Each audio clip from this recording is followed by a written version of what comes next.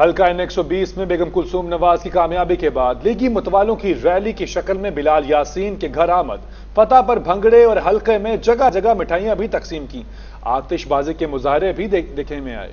مزید بتا رہے ہیں ملک مشتاق اپنی اس رپورٹ میں۔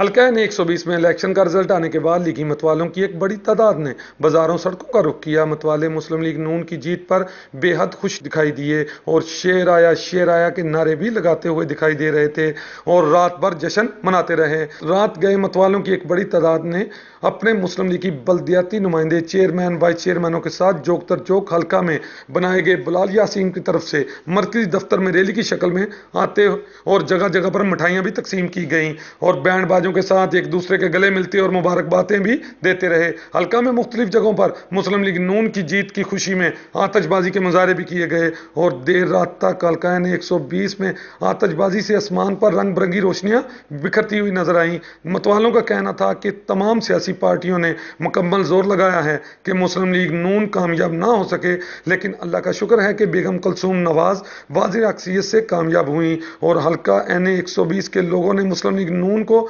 کامیاب کروا کے اپنی روایت قائم رکھی ہے۔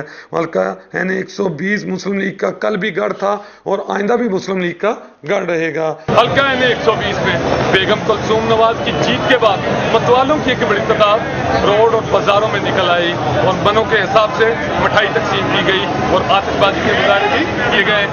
متوالوں کا کہنا ہے کہ بیگم کلثوم نواز کی جیت پورے پاکستان کی جیت ہے۔ کیمرہ مین علی عمران کے ساتھ ملک مشتاق، رائل نیوز۔